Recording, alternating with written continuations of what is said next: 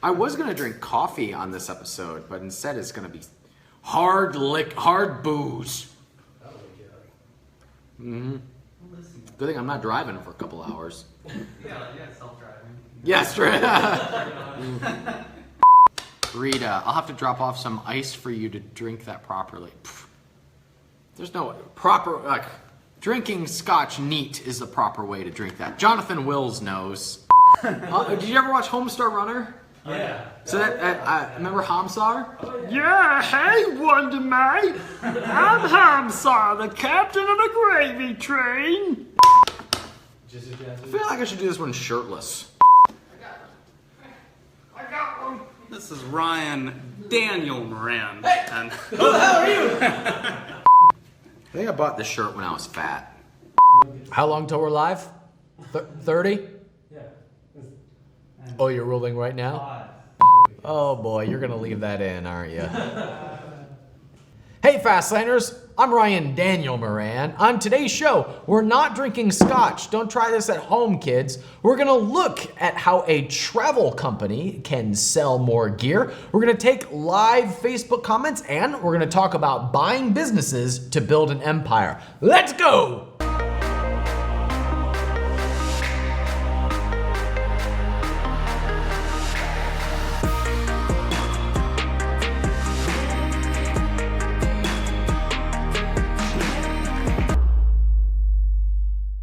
So as an entrepreneur, I am always curious to find the commonalities among some of the world's most productive and successful people, to find out what are the things that they do in common to provide success. And obviously this is really common right now. Tim Ferriss is really big in finding those common attributes. It's what his book Tools of Titans was all about.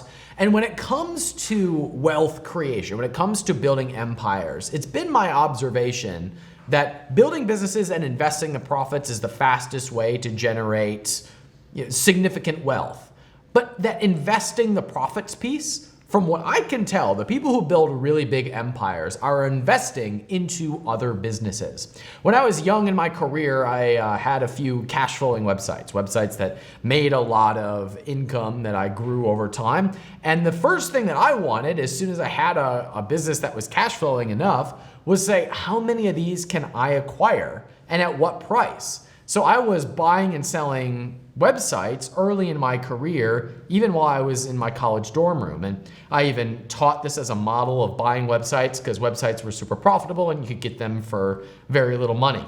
Well, I've kind of graduated from that. I haven't bought and sold websites for several years now, but I have come back to now buying businesses or investing in other businesses, especially businesses that I can impact, businesses that I can have actually impact their revenue. And I am often surprised at how few entrepreneurs think about this. I will publicly say that I've had the hardest time building the business of Freedom, Fastlane, and Capitalism.com because I'm in the way, right? I have to show up to do these videos in order for the business to grow. But by selling physical products or by selling whatever your product is without your face on it, you can build that as a big legitimate business. So I use this platform as a way for me to talk about the things and spread a message that I want to spread, but I build my wealth by building and buying other companies. If we look at Warren Buffett, that is how he made his money. Warren Buffett doesn't make money being Warren Buffett. Warren Buffett makes his money being a value investor and buying companies. But even on the Freedom Fastlane live stage, we have had Gary Vaynerchuk in 2015 talk about how he was gonna buy the jets by buying businesses. And most recently at Freedom Fastlane Live 2016, we had Nathan Latka talk about how he's gonna own the world by buying businesses. And that methodology, that strategy, I think is the way to build really generational wealth. And it's something that I've been focusing on. In my January 2017 income report, I said that I've been part of a recent acquisition of a physical products brand that we plan to grow and keep as a portfolio of brands that will be scaled into the mega millions and eventually buy me the Cleveland Indians, of course, obviously.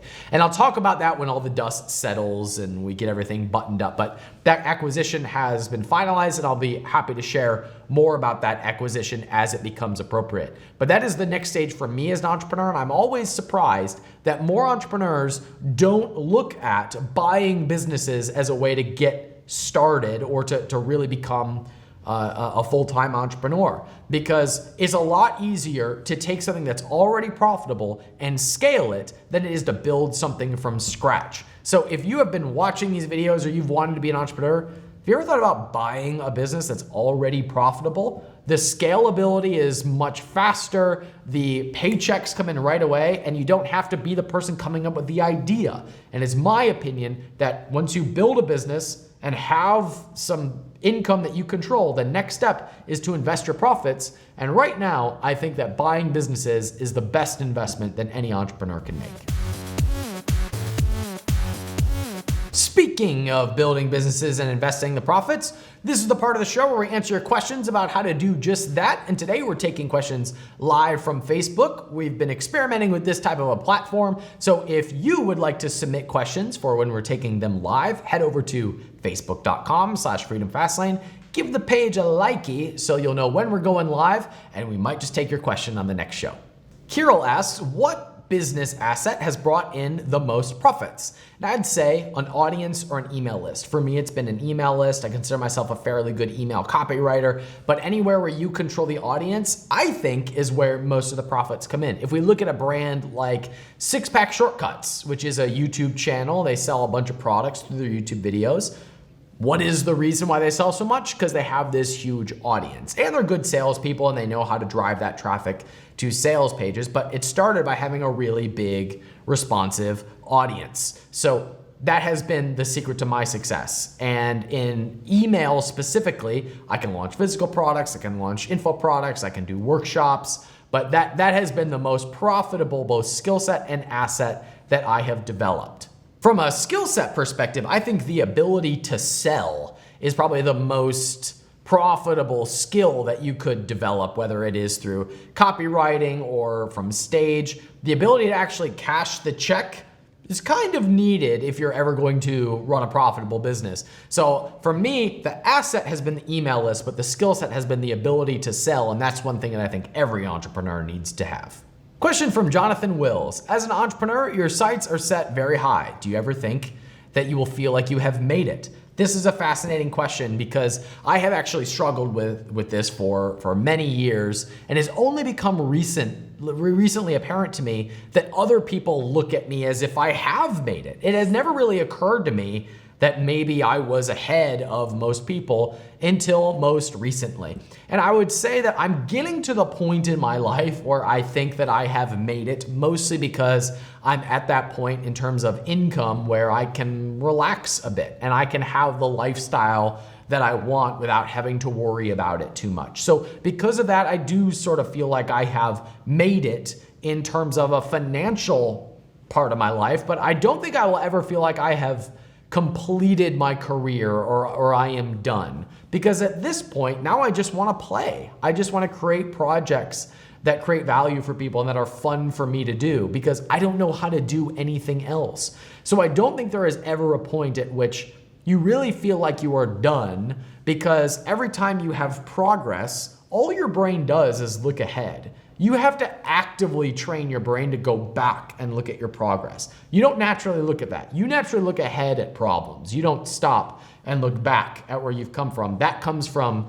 intent. That comes from practice. So I don't think you ever feel like you are done. I feel like financially I'm getting to the point where, I don't need to worry so much. But in terms of when you're an entrepreneur, it's kind of a calling, and I don't think you ever really stop doing that. Larry asks, what is the most meaningful endeavor that I have taken on thus far? This is a tough for me. This is a tough for me. I feel a little vulnerable answering this question because I have for several years both found incredible enjoyment and incredible regret in putting emphasis in Freedom Fastlane. And that is because building a business around, for better or worse, what is my opinion and my training is incredibly draining. especially for the amount that I take home from the business. So a lot of times it can feel like I'm spinning my wheels and not really getting anywhere. But at the same time, I get the most love and appreciation from this platform, especially when I speak from stage and am able to directly impact someone's business.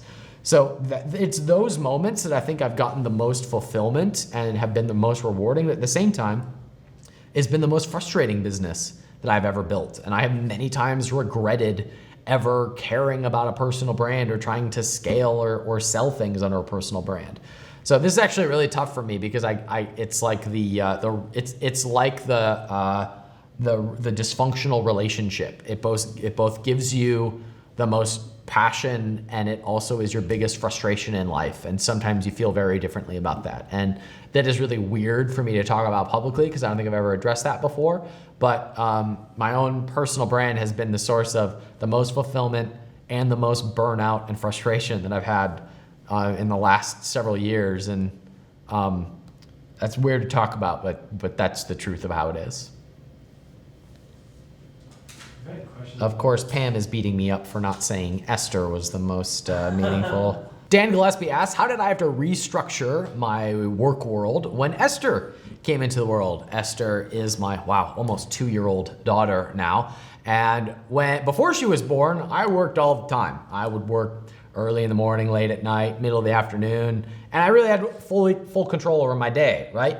Now I don't have so much of that luxury. So as I record this morning, I was behind on work, so I woke up early and had to knock out some work because that was how I did things in college, right? I had to wake up early in order to get things done, and that's kind of how I have to do things now. I have a lot more early mornings and a lot less late nights than I used to when I was not a father. So a lot of my productive work gets done early in the morning, and so I have a lot more early mornings. I'm usually up around 6 or 6:30 in order to either have my morning routine or to be able to get some meaningful work done, whereas before I might have slept till 9, 10 o'clock. And been in bed a lot later. So I worked a lot more at night before. Now I work more in the morning or, shut off more at a reasonable hour. And I have also just had to be more intentional about when I schedule things getting done. So I break things into, am I buffering or am I focusing, meaning am I preparing or am I executing? And I have to really respect those boundaries or otherwise I just go completely crazy. This is the part of the show where we look at one of our students' businesses and we analyze what they're doing well and how they could make more money. Today's submission is from Andy Smetana. He owns a brand called Taste, Drink, Go. You're gonna see the confusion look on my face and I'll explain why in a second, but they sell travel gear to backpackers and with the intention of inspiring people to travel the world. They're currently selling between $10,000 and $20,000 per month, both on Amazon and their own web store. And they wanna know, how do we make the pivot from seeking an opportunity to building a brand? Now, first, let's address the confusion that is on my face because Andy, I'm a little bit confused as to what the name of your business means in the context of inspiring people to travel. So I would recommend that you be very obvious about that in your branding and in your marketing message because even as an entrepreneur, I'm looking at this going, I don't really get the brand right off the bat. So that pivot from you're just putting products out there to having a brand, I bet that somewhere in there you had a drink product that you're now trying to pivot into a travel company and the name of it didn't quite go through with it. Assuming that I'm correct about that, I would leave the Taste, Drink, Go name for a specific product and create a brand name that houses all of those products. And that's how you could make that transition from just having a specific product with a specific name that you just put up there because you wanted to make some money, you wanted to take some sales, and now you're trying to build something bigger out of it. That's how you can play that dance. Have the big brand name and then the little product name for that product and any other products that you want to assign a name to. Now, how are we going to grow this business? you specifically, I think, are sitting an opportunity that not a lot of people have access to. And that is that there are all of these different travel blogs, travel podcasts with individuals who have huge audiences, but they have no idea how to monetize that audience. The travel niche specifically is kind of notorious for having big followings that don't make any money. So you have really cool, cheap traffic that is passionate and loves to get behind brands, but they don't have a lot of things that are catered directly to them. You are. So you're in a really sweet niche because you've got people who will want to buy into what it is that you're selling, but the traffic is really cheap to get in front of them. There are podcasts with huge followings that do interviews.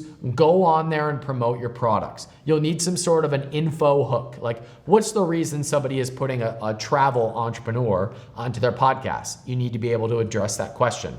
There are blogs, especially like these points blogs. They're all travelers. They're all people who are traveling on the cheap. So what's your hook? How do you get there to provide guest content, blog content, be interviewed by them, do a feature on their website? What's the reason why they're featuring you on that website and featuring your products? There are YouTube channels all about this.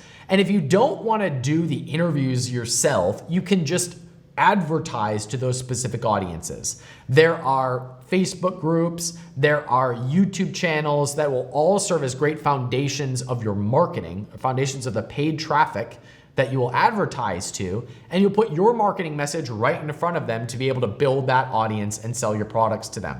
So my recommendation is for you to keep selling these products, do the traditional Amazon stuff that most people associate my strategies with, but at the same time, go out to where all these audiences are because it's really cheap traffic, especially in your niche. And if you do that 1-2 punch of leveraging Amazon as a channel while also going out and getting all of this cheap traffic, I think you'll have no problem turning this from a one-trick pony into a big brand. One of the things, there's the scotch kicking in. One of the interesting things about being an entrepreneur is that it is a very interesting portal into self-development. Entrepreneurship basically makes you bare your soul because it is the time that you are directly responsible for the results that you get in life. You don't get the results if you don't provide the value. That's why entrepreneurship really cuts us to the core of who we are. It's why I think entrepreneurship is one of the greatest ways to change the world because it forces us to provide value. It forces us because we don't get rewarded if we don't provide value. But also, I believe it makes us better people because we have to learn how to provide value and we have to take responsibility for the results that we get in the world. That's a story that I don't think gets told very often, is what it does to the individual and how it makes you a better person, because it basically, you have to peel back your ego and deliver value, because if you are putting on a facade, you eventually get found out, which is why a lot of the scammy internet marketers deal with an incredible amount of imposter syndrome, and they have this flashy life, but they're not really happy. So entrepreneurship, I think, is one of the fastest gateways into personal development. And it is also, I think why people resist entrepreneurship, because it's scary, not because it's any harder or riskier than working a job, because it exposes you. It makes you who you are. If you're ready to start that journey, it's what we do here. We inspire entrepreneurs. We help people start businesses. So if you're ready to take that first step, we take people from not even having an idea to having a product up and selling within 90 days inside of our Brand Builder Bootcamp, which is at freedomfastlane.com/bootcamp. Or if you have a business that already is selling, but you need retail partners, investors, you need ways to scale, you want to grow faster, you want to be a part of a community in your local area of people who are building and growing businesses, you belong in our tribe. That's at freedomfastlane.com/tribe. I believe it's our mission to create as many entrepreneurs as possible because it's inevitable anyway. We're all going to have to take responsibility for our lives because the 9-to-5 is a dinosaur and entrepreneurship is the path forward, and it is how we create a better world. Thanks for being part of that change. We'll see you on the next show.